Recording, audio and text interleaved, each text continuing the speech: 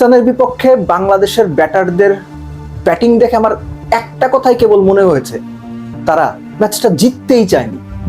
জেতার মানসিকতা নিয়ে তারা উইকেটে ছিল না, তারা চেয়েছে ম্যাচটা হারতে। এবং অনেকদিন বাড়ির বাইরে আছি, কিছু সুন্দর দুবাই মলটল থেকে কিছু শপিং টপিং করে দুবাইতে কম দামে গোল্ড পাওয়া যায়, ম্যাচ ফি তো প্রচুর, গোল্ড টোল্ড কিনে বাড়ি ফিরে যাই।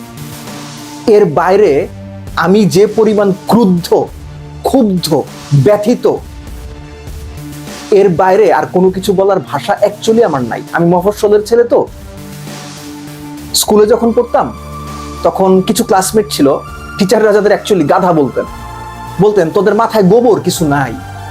বাংলাদেশের ব্যাটারদের, টপ অর্ডারের বেশিরভাগ ব্যাটারের ব্যাটিং দেখে মনে হয়েছে তাদের মাথায় ঘিলুর বদলে যে পদার্থ আছে সেটা অ্যাকচুয়ালি গোবর। এই আলোচনা করাগুলো জরুরি। যেভাবে তারা আউট হয়েছেন, জেতার ইচ্ছা তাদের ছিল কিনা, দলের প্রতি কমিটমেন্ট তাদের ছিল কিনা, দেশের প্রতি তাদের দায়বদ্ধতা ছিল কিনা। তারা আউট হয়েছেন যেভাবে, তাতে মনে হয়েছে দেশকে ডোবানোর জন্যই তারা পাকিস্তানের বিপক্ষে ব্যাটিং করেছেন। 135 পাকিস্তান সবশেষ বাংলাদেশের এগেইনস্টে করে ডিফেন্ড করেছিল 2011-তে, 14 বছর আগে। এই রান বাংলাদেশের অনায়াসে জেতার কথা। শুরু থেকে শুরু করি। শাহিন শাহ আফ্রিদি পাকিস্তানের বেস্ট বোলার। পারভেজ ইমন, ভাই আপনি কি অ্যাডাম গিলক্রিস্ট? আপনি কি 180 চেস করতেছেন? জাস্ট অফ স্ট্যাম্পের বাইরে প্রপার শর্ট বলো না।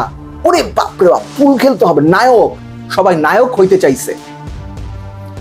তাওহিদ হৃদয়, খেয়াল করে দেখেন, ওইটা ছিল পাওয়ার প্লেতে থার্ড ওভার শাহিন শাহ আফ্রিদির। তার জাস্ট এক বল আগে একটা মিসআন্ডারস্ট্যান্ডিং এ সাইফের সঙ্গে রান আউট হতে হতে বেঁচে গেছে সাইফ, তৌহিদের সঙ্গে, হৃদয়ের সঙ্গে ভুল বোঝাবুঝিতে। শাহিন শাহ আফ্রিদির ওই ওভার আপনার দেখে দিলে কি হইতো? আপনি মারতে গেছেন, হিরো হইতে গেছেন, নায়ক হইতে হবে, ভাই আমি তো নায়ক, চুলটা ঝাড়া দিবেন, উইকেট দিয়ে আসছেন। নামানো হলো শেখ মাহিদিরে। শেখ মাহিদি 1-2 খেলছিলেন। লেফট আর্মার স্পিনার যখন উইকেটে, সারা বছর আপনারা লেফট আর্মার স্পিনারদের খেলেন, আপনি জানেন না লেফট আর্মার স্পিনার যখন অপারেট করে পাওয়ার প্লের পরে, তখন একটা ডিপ বা সুইপার কাভার কিংবা ডিপ পয়েন্ট বা ওই রিজনে একটা ফিল্ডার নিয়ে নেয়। ওরে বাপরে বাপ, উনি জ্যাক ক্যালিস কিংবা লিটন দাস কিংবা VVS Laxman inside out extra কাভারের ওপর দিয়ে মারবেন। বেটা ব্যাটে ঠিক মতো বল লাগে না, ইনসাইড আউট খেলতে গেছে। সুনীল গাভাস্কার প্রেস বক্স থেকে, কমেন্ট্রি বক্স থেকে বলছিলেন যে everyone wants to be hero. আমি ওইটাই বললাম, সবাই নায়ক হইতে চাইছে। অ্যাজ ইফ বাংলাদেশ 180 চেস করতেছে, যার যেভাবে খুশি এসে মারতেছে। সোহান 21টা বল মতো খেলছেন, 21 বলে 5 বার আউট হইতে পারতেন। প্রথম বলটাই অফ স্ট্যাম্পের বাইরে দিয়ে ঘুরাইছে, কাঞ্চি লেগে 6। ভাই বাইচা গেছে। ধৈর্য ধরেন, একটু ঠান্ডা হন না। পরেরটা আবার স্কুপ মারতে গেছেন। পুরো 21 বলের ইনিংসে সোহান আনসেটেল ছিলেন। সোহানের এই ব্যাটিং এর ধরন দেখে আমার একটা কথা মনে হয়েছে, তাকে যে সুযোগ দেওয়া হয়নি বা তিনি যে ডিজার্ভিং ক্যান্ডিডেট ছিলেন, এইটার একটা ক্ষোভ সোহানের মধ্যে রয়েছে। এবং মাঠে নেমে তিনি ওভাবেই ব্যাট করতে চেয়েছেন, দল হারুক জিতুক কিছু যায় আসে না, আমি ভাই আবল তাবল ব্যাট করব। আমি ভুল হইতে পারি, কিন্তু সোহানের ব্যাট করার ধরন দেখে আমার ঠিক এই কথাটাই মনে হয়েছে। আমি আবারও বলছি, আমি ভুল হইতে পারি, জাজ করতেছি, সরি ফর দ্যাট, কিন্তু জাজ না করে আমার উপায় নেই। আমার একদমই জাজ না করে উপায় নেই, আমি ক্ষমা চেয়ে নিচ্ছি। কিন্তু আমার মনে হয়েছে সোহান এই ম্যাচে ছিলেন না। তিনি জাস্ট কোনোরকম ভাই খেলে যা খুশি হোক, দল হারুক দেশ হারুক কিছু যায় আসে না। জাকের আলী অনেক, ও man, the myth, the character, the boss man, the captain Saim Ayub একদম সহজ একটা বল করলেন। কেমন সহজ?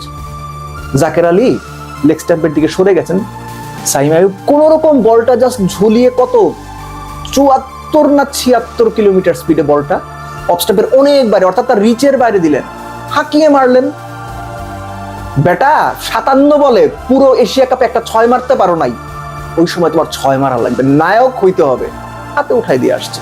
এই যে ঘটনাগুলো বললাম, কোনটা কোনটা আমি ভুল বলেছি কমেন্ট বক্সে লিখে দেবেন, দরকার হলে আমার 2টা গালমন্দ করে দেবেন, আমি খুশি হব। কিন্তু এরা যেভাবে ব্যাট করছে, আবারও বলছি, তাদের কমিটমেন্টের চূড়ান্ত ঘাটতি ছিল। তারা দেশের জন্য খেলতে নামছে, এই কমিটমেন্টটা তাদের জন্য ছিল না, তাদের মধ্যে ছিল না। দেশ ডুবে যাক, হারিয়ে যাক, ভেসে যাক, কিছু যায় আসে না। আপনারা যতটা আবেগ নিয়ে মাঠে যান, প্রবাসী ভাইয়েরা কাজকর্ম বাদ দিয়ে নিজেদের রুটি রুজির টাকা পয়সা সবকিছু পেছনে রেখেছে। ভাই কাজ না করলে টাকা মিলবে না, মাথায় রাখেন না আপনারা, মাঠে গিয়ে সাপোর্ট করেন। আমরা অফিস শেষ করে দ্রুত বাসায় আসি, খেলাটা দেখবো, জ্যাম ঠেলে বাসায় আসি। তার প্রতিদান হচ্ছে এই ল্যাক অফ কমিটমেন্ট। জঘন্য জঘন্য জঘন্য, ঠিক জঘন্য ব্যাটিং। এর বাইরে ব্যাটসম্যানদের নিয়ে আমার কোনো কিছু বলার নাই। যে পর্যন্ত শামীম পাটোয়ারি উইকেটে ছিলেন মনে হচ্ছিল যে হয়তো কিছু একটা হলেও হতে পারে। It is actually the hope against hope. Shamim out হওয়ার সঙ্গে সঙ্গে শেষ সম্ভাবনাও শেষ হয়ে গেছে। দুটো জায়গার কথা বলবো। পাকিস্তান লাস্ট 7 ওভার্সে তাদের ব্যাটিং ইনিংসে এক্স্যাক্টলি 70 রান করছে। 13 ওভার শেষে পাকিস্তানের রান ছিল 65। পরের 7 ওভারে পাকিস্তানের রান ছিল 10-10, 8, 11, 8, 12, 11, 70। কিভাবে হলো? আমাদের পারভেজ ইমনরা ড্যাশিং হার্ড হিটার, ক্যাচ তো মিস করছেন নওয়াজের, ওটার আবার 4 বানাইছেন, শূন্য রান তখন নওয়াজের। আমাদের শেখ মাহিদি অলরাউন্ডার একটা ইজি ক্যাচ ফালাই দিছেন হারিসে, একজন করছেন 31 আর 15 বলে 25 করছেন, শূন্য রানের লাইফ পাওয়া নওয়াজ। হারিস যখন লাইফ পেলেন তখন তার রান কত? 8 বা 9। এই যে দুইটা ক্যাচ মিস, বাংলাদেশ যদি ম্যাচ জিততো আমি নিশ্চিত আপনারা সবাই ভুলে যাইতেন। আমি দেব চৌধুরী যদি এটা নিয়ে কথা বলতাম আপনারা আমার গালি দিতেন, ওর মিয়া আপনি বেশি সমালোচনা করেন, ম্যাচ জিতছে তারপরও ক্যাচ। এখন বুঝছেন তো কোথায় সমস্যাগুলো হয়। এরা এক্সকিউজ দেবে, রিং লাইট জ্বলে। অনেক বিশ্লেষক বলবে রিং লাইটের কারণে ক্যাচ দেখা যায় না, মাই ফুট বল দেখা যায় না। ক্রিকেট খেলতে গেছেন কেন? বাসায় বসে থাকেন, ক্রিকেট খেলার দরকার নেই। This is something not for you, আপনার ওই লেভেলের না। কাম ডাউন টু বাংলাদেশের বোলিং। দুর্দান্ত আউটস্ট্যান্ডিং বল করছে বাংলাদেশ। ভারতের বিপক্ষে খুব ভালো বল করেছে, পাকিস্তানের বিপক্ষে আরো ভালো করেছে। তাসকিন 2014 থেকে 2023 পর্যন্ত মাত্র 52 উইকেট পেয়েছিলেন 9 বছরে। গত 2 বছরে তাসকিন 48 উইকেট পাইছে। এই পার্টিকুলার ম্যাচে তাসকিনকে যেই বাউন্ডারি মারে তার পরের বলে অথবা 1 বল পরে আউট। শাহিনশার ক্ষেত্রে সেটা হয়েছে, ফারহানের ক্ষেত্রে সেটা হয়েছে। আরেকটা কার উইকেট তাসকিন পেল, এখন নামটাও মনে নাই, মানে আমি এতখানি বিক্ষুব্ধ।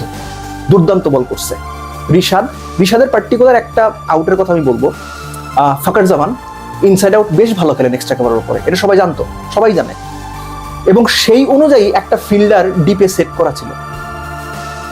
মিডল স্টেপে বল করলেন, কিছুটা বল গ্রিপ করে টার্ন করলো ফকর জামান, ইনসাইড আউট খেলার জন্য খেললেন, ডিপে ধরা পড়লেন। এবং ওই সময় নাফিস ইকবাল ভাই এবং স্পিন কোচ মুশতাকরা হাসছিলেন। আপনারা যারা টিভিতে খেলা দেখেছেন ডেফিনেটলি খেয়াল করেছেন।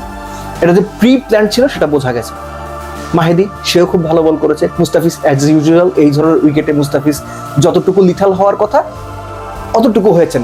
বোলিং ইউনিট ওয়াইজ বাংলাদেশ দুর্দান্ত বল করেছে, 135 আটকা দিয়েছে। আর কি করবে ভাই? কিন্তু ওই যে দুটো ক্যাচ যদি হয়ে যেত, দেয়ার ওয়াজ এভরি চান্স পাকিস্তান 100 করতে পারতো না।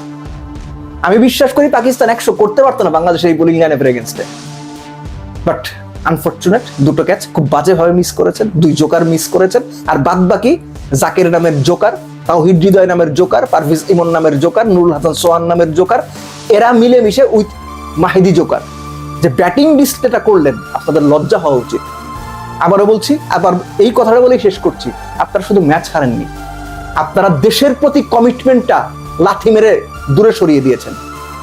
আপনারা দেশের কথা ভাবেননি, আপনারা দেশের হয়ে দেশের জার্সি পরে খেলাটাকে এখন একটা তামাশা বানাই ফেলছেন।